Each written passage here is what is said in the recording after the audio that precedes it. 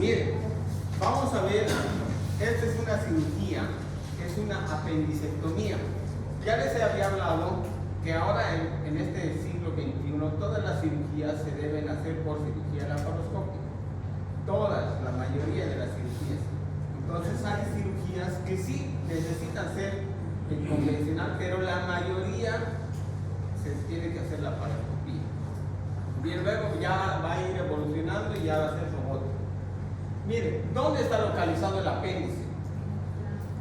Si hablamos en cuadrantes por una división topográfica del abdomen, está localizado en fosa ilíaca derecha, ¿no? Entonces, de aquí, de esta imagen, es la fosa ilíaca derecha, es esta, ¿no? Entonces, se tiene, para la cirugía laparoscópica siempre se tiene que hacer una triangulación de los puertos laparoscópicos. No puede estar uno detrás del otro porque se pueden chocar. Siempre tiene que hacer una triangulación. Entonces, vean, miren, se trabaja esta cirugía por tres puertos. Vean, miren, una que es en el ombligo, otra que es suprapúbico y otro que es a nivel de fosa ilíaca izquierda. Vean, tres puertos. ¿Para qué? Para que pueda enfocarse con la cámara a nivel de fosa ilíaca derecha y trabajar con estas dos pinzas que entran por ese puerto.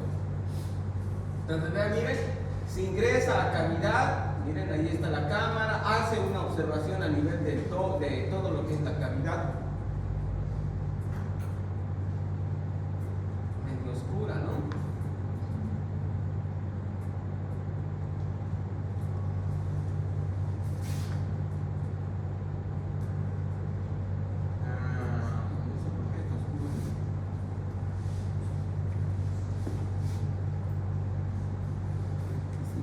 Aquí, ahí, igual sigue siendo oscuro, ¿no?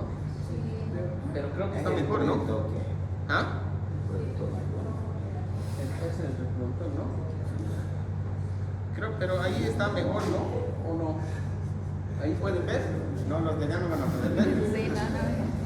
Entonces aquí ¿O acá? igual no van a poder ver.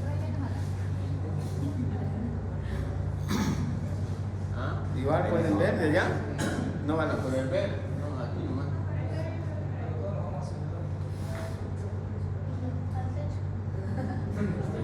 Bueno, miren, si pueden ver, aquí está el útero, este es el útero. Se puede ver el útero y las trompas, ¿no? Entonces, si este es el útero, fosa ilíaca derecha está esta parte. Entonces ahí vamos a poder buscar lo que es el apéndice. Miren, está ingresando con un puerto. Miren las pinzas.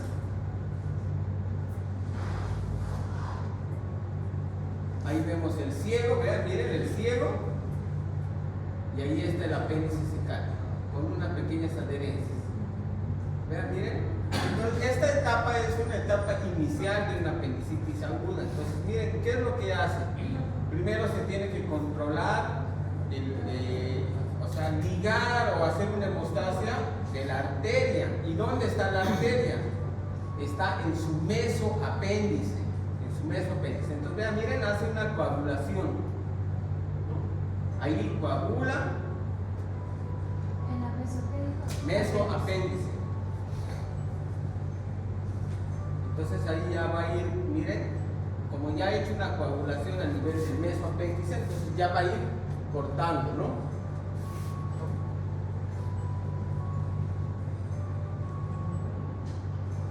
Hasta llegar a la base. Esto es, a veces no se presenta de esta manera, ¿no? Hay varias presentaciones de acuerdo a la fase, ¿no? En la que se encuentra. Entonces, pero miren, va llegando hasta la base.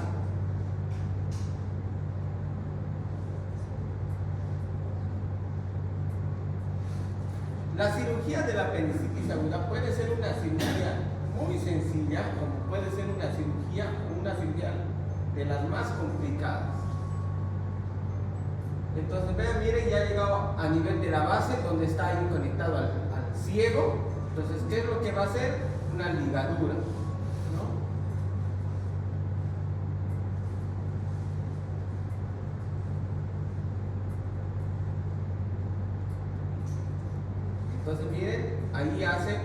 una ligadura extracorpórea. ¿Qué quiere decir? Que se hace afuera de la cavidad abdominal, ¿no? Y ahora lo va a ingresar.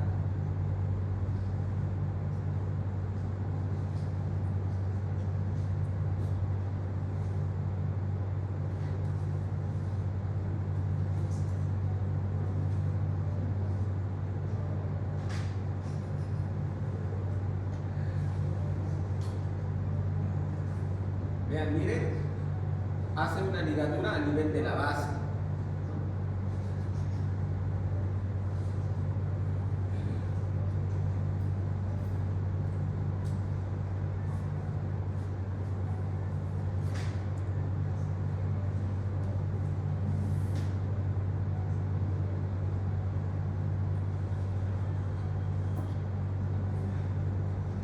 Sigue nuevamente. Está introduciendo.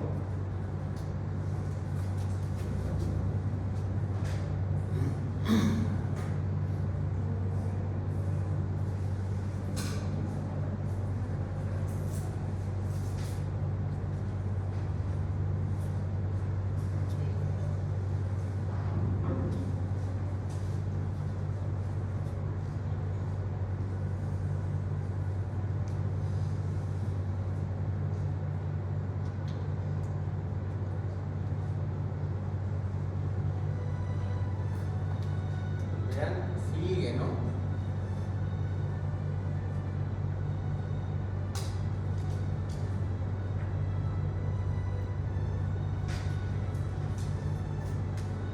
Vean, hace la ligadura de arriba y de abajo,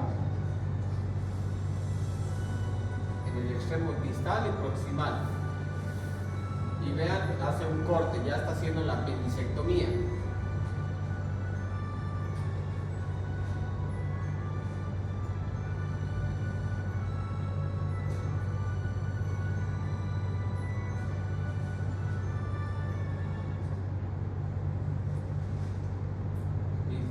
¿Visto? Se ha hecho primero el control de la hemostasia del mesoapéndice y luego ha ido a ligar lo que es la base del apéndice secal.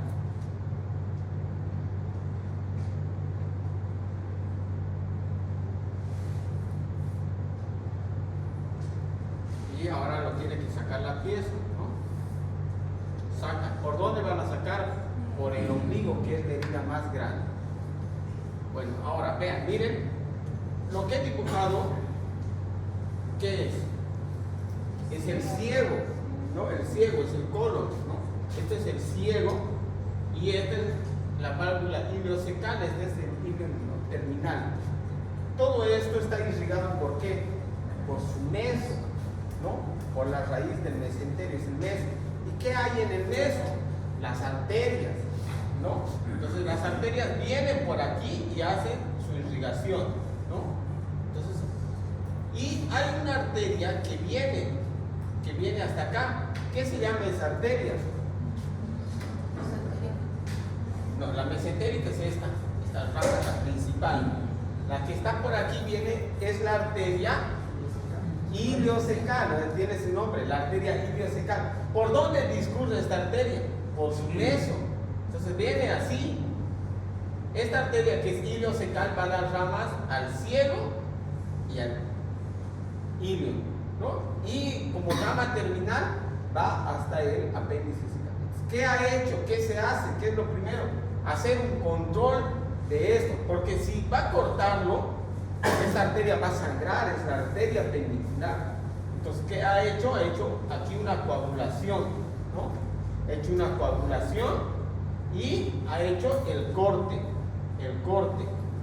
¿no? De esa manera se ha podido identificar así, ¿no?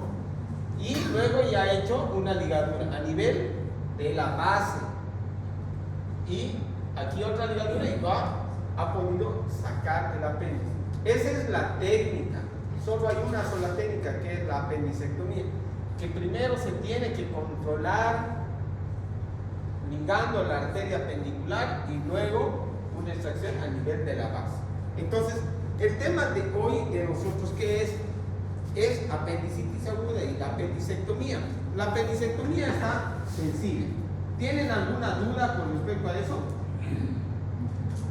No hay, ¿no ven? ¿En qué casos se podría hablar de una cirugía abierta? ¿O netamente igual se maneja laparoscópica? Ya, ahora, ejemplo, por ejemplo, ¿qué necesitas para hacer una cirugía laparoscópica? Uno, que el abdomen pueda distenderse, ¿no? Si se distiende, porque ¿qué es lo que te meten? ¿Han visto cómo era la cavidad abdominal? Era como un globo y ahí podían observar. Entonces han metido CO2, dióxido de carbono. Entonces tiene que haber, o sea, un buen techo, como llamamos, una buena expansibilidad del abdomen para poder trabajar. Pero en pacientes obesos, pues es un poco difícil, ¿ya? Es un poco difícil, pero se puede trabajar, se trabaja, ¿no? Se trabaja con un buen CO2, una buena relajación, ¿no? Se puede trabajar. Pero cuando el proceso inflamatorio hay abscesos, hay bastantes adherencias, es muy dificultoso. Entonces, ¿qué tiene que hacer? El cirujano tiene que tener un buen manejo, una buena experiencia para poder realizar, porque hay que lavar, hay que liberar esas adherencias. Entonces a veces uno no puede, entonces en esos casos se conviene, ¿no? Pero si son así cirugías, puede ir todo por cirugía laparoscópica. ¿Bien? Vamos, entonces seguimos con nuestro tema. Entonces hemos dicho que el abdomen agudo vamos a encontrar varias patologías. Dentro de estas, vean, está la apendicitis aguda, que vamos a hablar el día de hoy, la colecistitis, la diverticulitis, la mequelitis, la enfermedad pélvica inflamatoria. ¿Bien? Entonces, vamos a ir viendo. Miren, aquí hay dos ejemplos. ¿Qué es lo que vemos aquí? Por un lado, vamos a poner el puntero.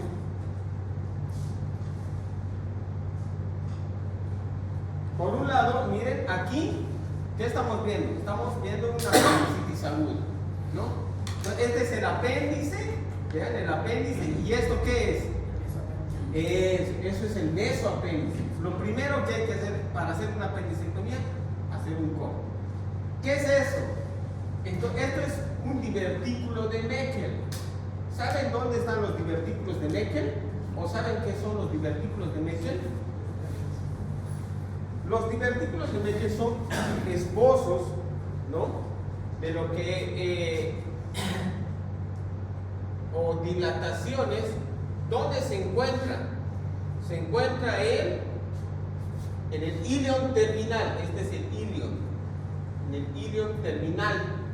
Se dice que estos divertículos de Meckel están aproximadamente a unos 60 o 50 centímetros antes de llegar a la válvula ileocecal, o sea, a nivel de 50 centímetros o 60 centímetros, que son esbozos, son como unos apéndices que vienen de esta forma. Entonces, estos igual en algún momento pueden llegar a inflamarse. ¿Por qué se llegan a inflamar? Por cuadros de obstrucción, ¿no? Hemos dicho, o ustedes conocen, la principal causa de una apendicitis va a ser obstrucción, ¿no? Que puede ser en la edad adulta, son los fecalitos. Igual de esta manera, los divertículos de Meckel pueden producir un proceso inflamatorio al producir una obstrucción. ¿Qué se llamará el proceso inflamatorio de un divertículo de Meckel? Meckelitis. Muy bien. Entonces vemos, miren, en este caso aquí estamos observando una colecistitis aguda con una necrosis, ¿bien? Está necrosada. Aquí vemos un cuadro de una pelviperitonitis, porque esto es pus en la cavidad abdominal, y aquí vemos una apendicitis necrosada, ¿no? Entonces son ejemplos de cuadros quirúrgicos inflamatorios. No vamos a entrar a mucho detalle en la apendicitis, solo vamos a hablar la parte más general y que ustedes tienen que conocer. La apendicitis se define como un cuadro inflamatorio del apéndice vermiforme y se traduce como un cuadro inflamatorio abdominal. Tiene la incidencia promedio, dice, del 7%, ¿no? 1 de cada 15 personas va a padecer de apendicitis aguda, ¿no? Entonces, en toda su vida. O sea, de aquí, ¿cuántos somos? Digamos que somos 100 alumnos. 15 personas van a ser operados de apéndice hasta llegar hasta su muerte. O sea, si somos 50, por lo menos 7 personas de aquí van a ser operados de apéndice. O sea, ahorita, ¿cuántos hay operados de apéndice aquí? Ni uno, dos. ¿Hay alguien más? Dos, nada. Entonces, pero van a ver, o sea, es más, ¿cómo les puedo decir? O sea, van a llegar a enfermar en algún momento de su vida, ¿no? Ya sea cuando sean niños, o en la edad de la adolescencia, adultez, o ya llegando a la tercera edad. Ahora, la relación de la apendicitis, dicen, miren, hombre y mujer es 2 a 1. O sea, ¿qué quiere decir? Que es más frecuente en los hombres, en un promedio de 2 a 1. Dice que hay una carga hereditaria y predisposición por la raza blanca. Ahora, miren, posiciones del apéndice. La posición del apéndice es de acuerdo a dónde está localizado la punta del apéndice. Si la punta del apéndice, vean, está localizado, digamos, delante del ilion, que se llamará posición preilial. Si está detrás del ilion, será retroilial o postilial. Si está, vean, miren, si la posición del apéndice, miren, la punta está detrás del ciego, se llamará retrocervical. O tendrá una posición pélvica que se va hacia la posición pélvica. O sea, hay varias posiciones. Dentro de estas posiciones del apéndice, vean, miren, ¿cuál es la más frecuente? Dicen que es la retrocervical, más frecuente en un 63%. Luego, vean, miren, luego la posición pélvica, un 33%. Luego hay la subcervical, la posilial, preilial. O sea, esta posición es de acuerdo a la punta, dónde está, no es dónde nace, porque todos nacen del ciego a 2 centímetros por debajo de la válvula iliocecal. Esto es pregunta de examen, anótense. Miren, ¿cuál es la causa más frecuente? Si hablamos de en los niños, la causa más frecuente es una hipertrofia linfoidea. Muy bien. La causa más frecuente en niños de apendicitis aguda es la hipertrofia o hiperplasia linfoidea. Luego está seguido de fecalitos. Entonces, esto es más frecuente en la etapa adulta. Igual, dice que es un 35%. Luego pueden ser, miren, un 4% por cuerpos extraños. Miren, parásitos. ¿Qué parásito puede producir una obstrucción a nivel del ciego? Es Ascaris lumbricoides, ¿no? El Ascaris lumbricoides. Luego, miren, semilla. Ahora, el bario, a veces por contrastes del bario, ese bario se vuelve de consistencia muy cruda y puede llegar a obstruir.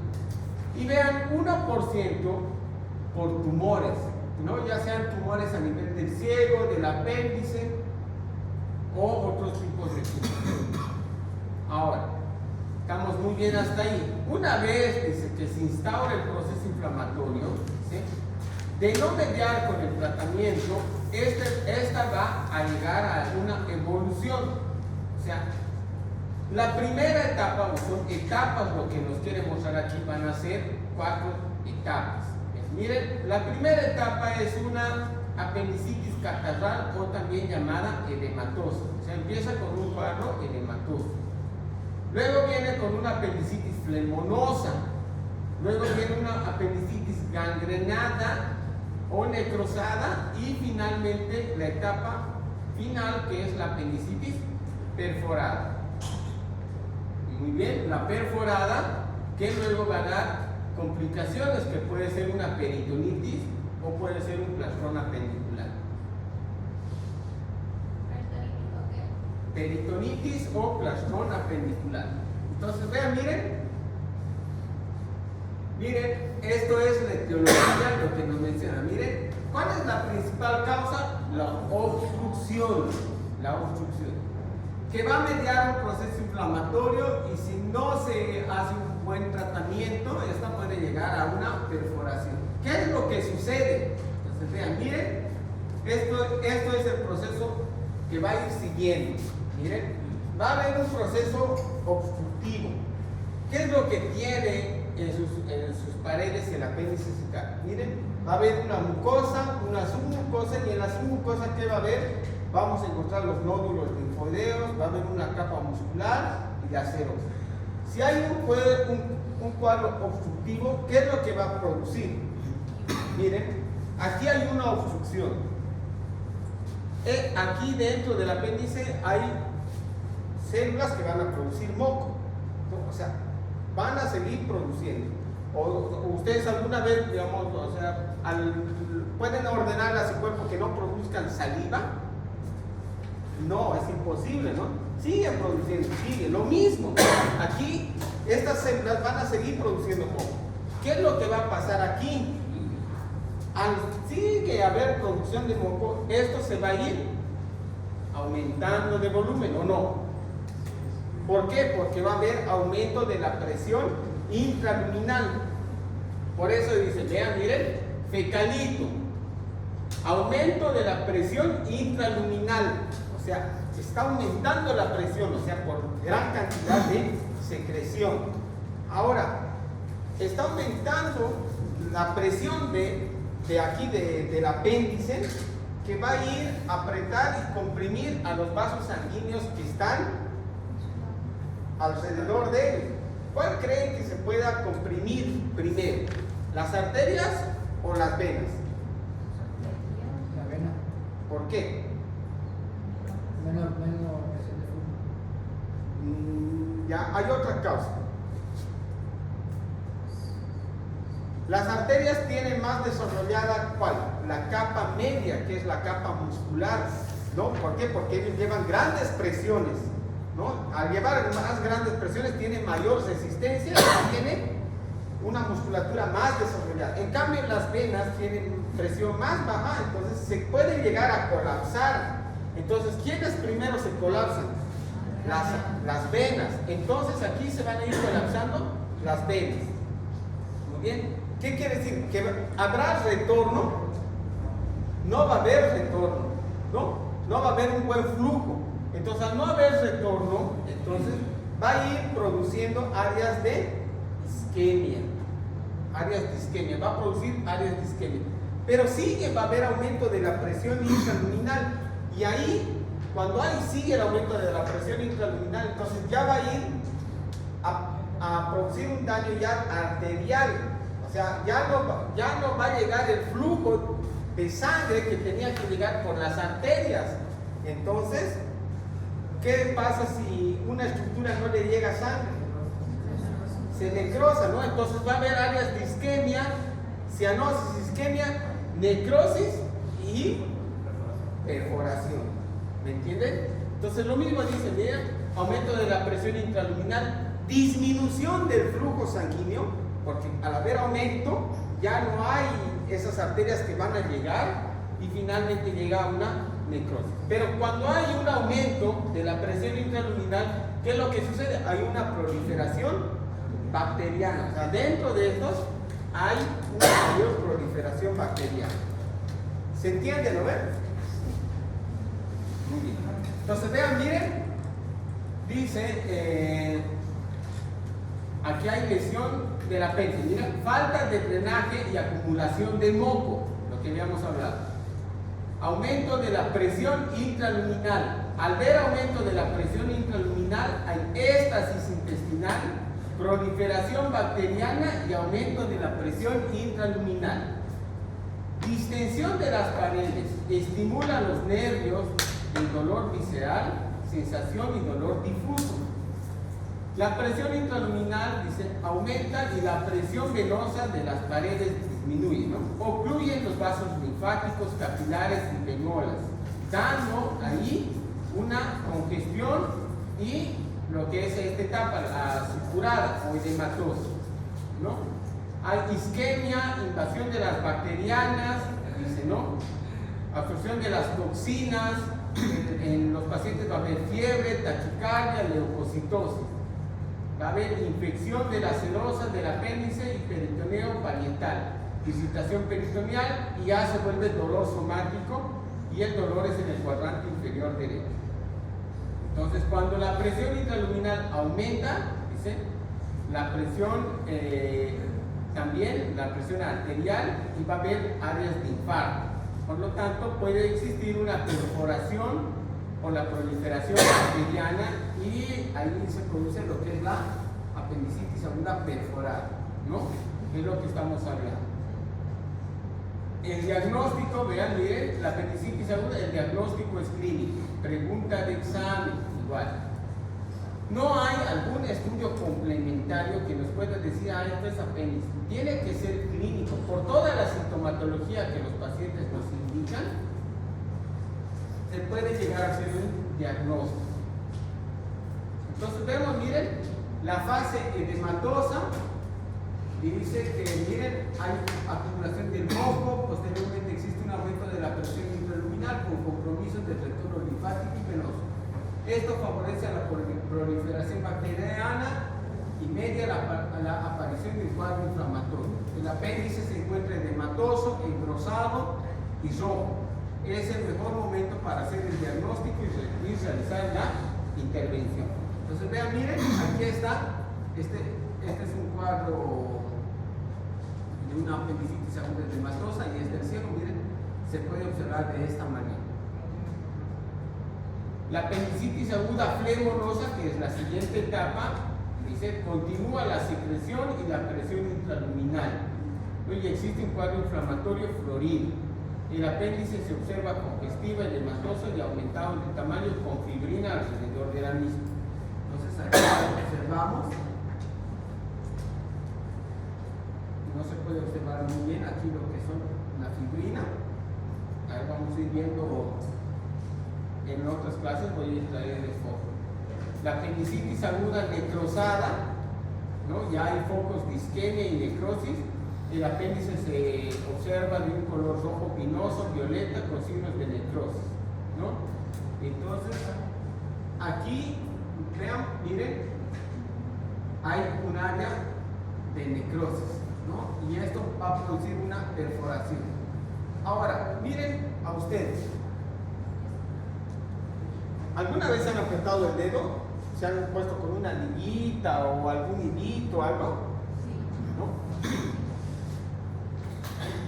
¿Dónde creen que cuando se apretan ustedes, dónde tarda en llegar la sangre?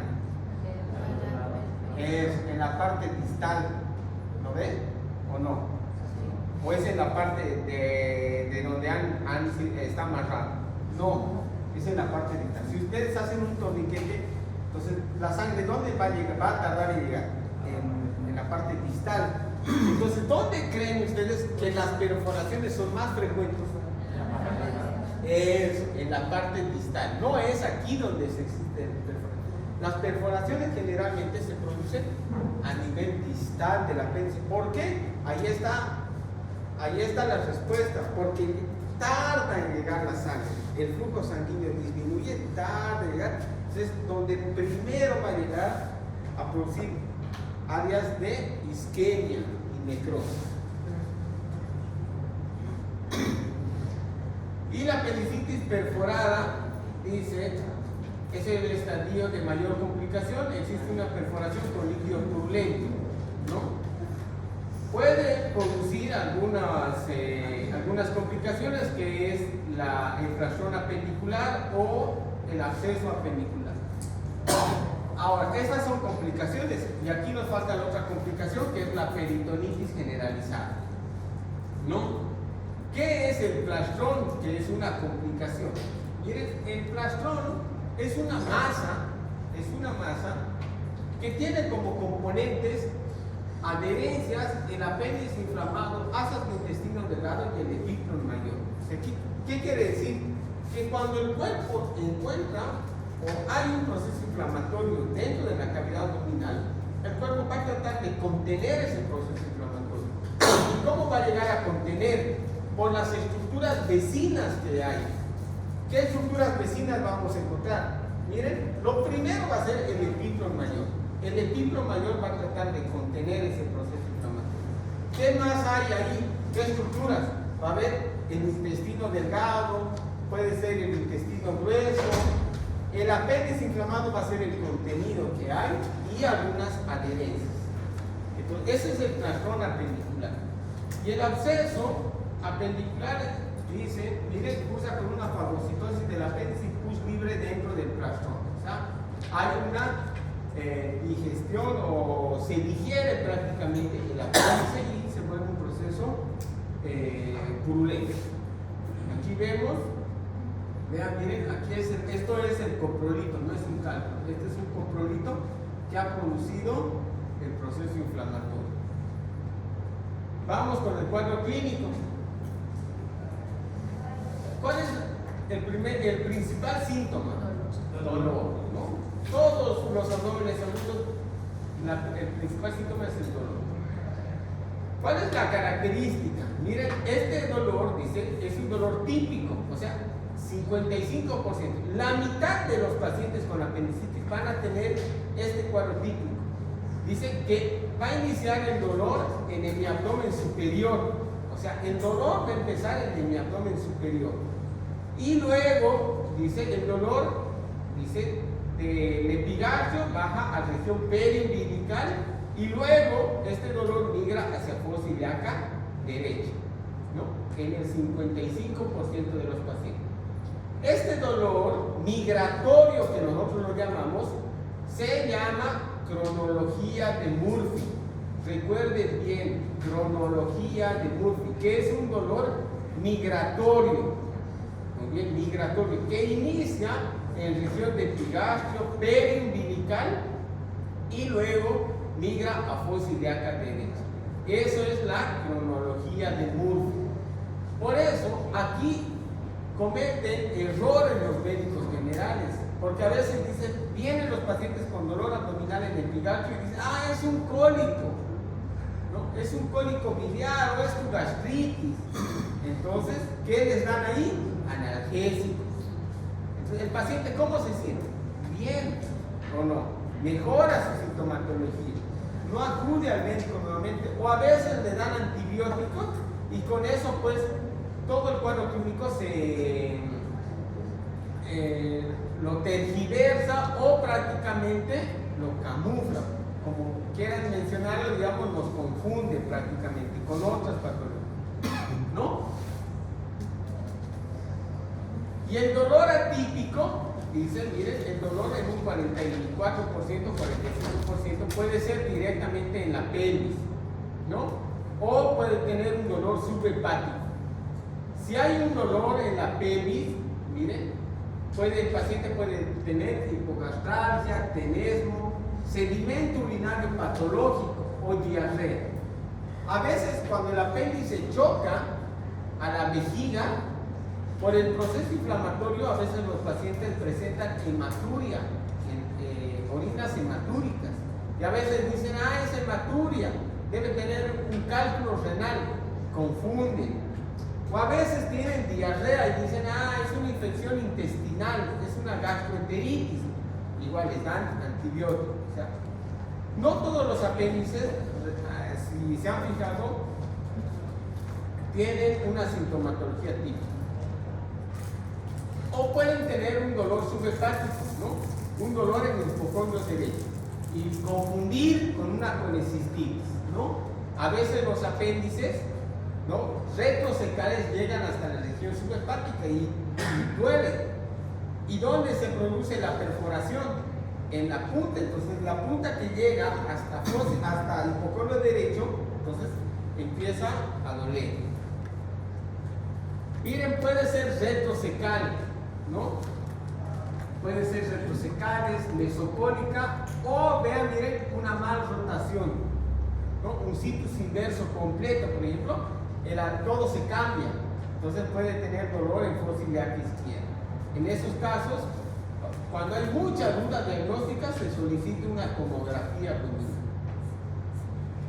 Ahora, miren, puede ser acompañado por vómitos en el 90% de los casos, ¿no? Anorexia en el 100% de los casos. Entonces, algo que tienen que tener en cuenta: los pacientes con un abdomen agudo quirúrgico van a tener falta de apetito. Y ahí dice, miren, 100%. O sea, ustedes le preguntan, ¿tienen ganas de comer? Y el paciente te va a decir, no tengo ganas de comer. O sea, tienen anorexia. Por eso aquí dice, miren, no existe abdomen agudo con un apetito conservado. Vemos, miren, aquí otros signos de apendicitis aguda: la fiebre y la taquicardia, el punto del McMurray positivo, el punto de Lanz, el punto de Lesené. Hay varios otros signos de apendicitis: el signo de Robson, el signo de Psoas, el signo del obturador, la criada de Dieulafoy.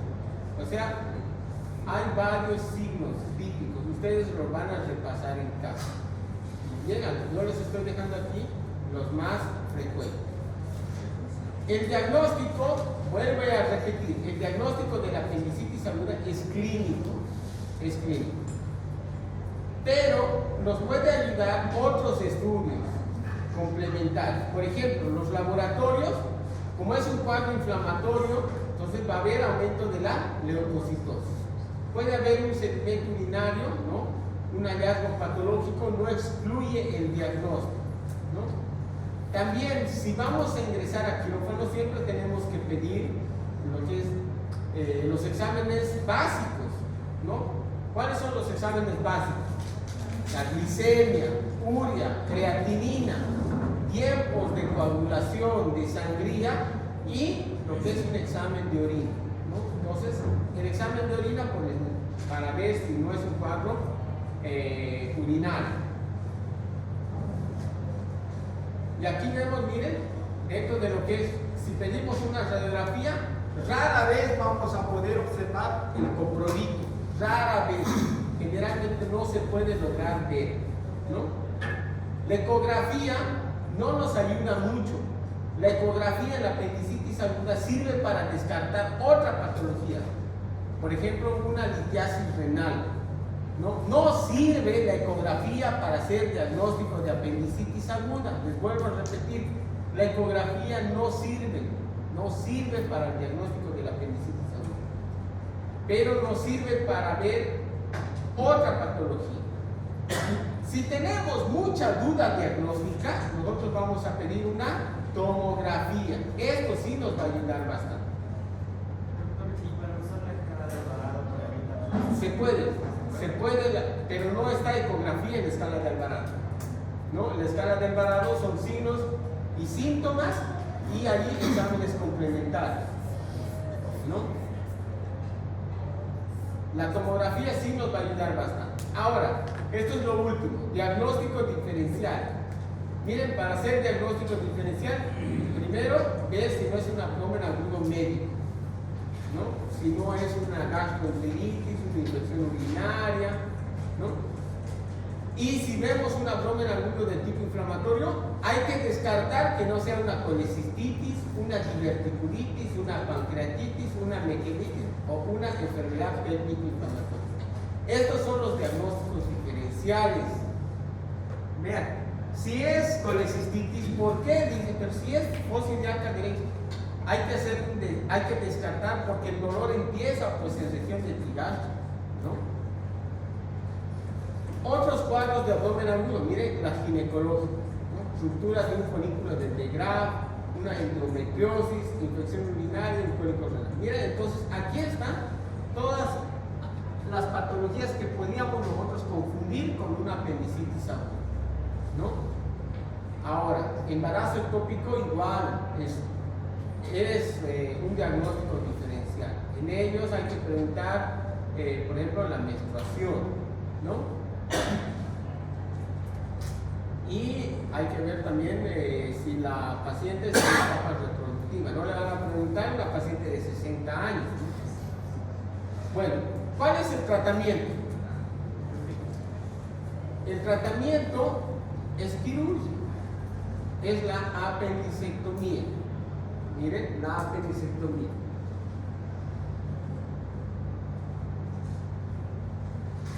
Vamos, allí está, vean, miren. Una vez que se ha llegado el mesoapéndice, entonces aquí es lo que es la ligadura a nivel de la base. Y esto es lo último, vean, miren, este es el mesoapéndice. Este es el mesoapéndice por donde discurre la arteria. Y vean, aquí se hace un clipado. Y estas son algunas complicaciones, ¿no? Y esto, por favor, lo último, esto es como resumen. Miren, el diagnóstico de la apendicitis es clínico. Les estoy volviendo a repetir 3 veces para que en su examen no se confundan. 3 veces. Ya voy a sacar una estadística esta vez. Dice, mire, puede haber apendicitis sin leucocitosis, puede existir. Un sedimento urinario patológico no descarta apendicitis. Un abdomen, dice, con defensa involuntaria y dolor a la descompresión es un abdomen agudo quirúrgico. No existe abdomen agudo con apetito conservado. Puede haber apendicitis con diarrea. No enmascarar cuadros y posponer la medicación. O sea, si ustedes están pensando en una gastroenteritis o una infección urinaria, primero, antes de iniciar tratamiento, hagan algunos estudios complementarios y no automediquen. Vean, no automediquen. Por ejemplo, algunos de nuestros familiares, cuando yo era estudiante, me llamaban y me decían, porque ya piensan que ya somos médicos, nos dicen, ¿qué puedo tomar? ¿O qué le puedo dar a fulanito o a Pepito? Entonces siempre piensen en un cuadro de dolor abdominal y en una apendicitis aguda. Muy bien, eso es todo por el día de hoy.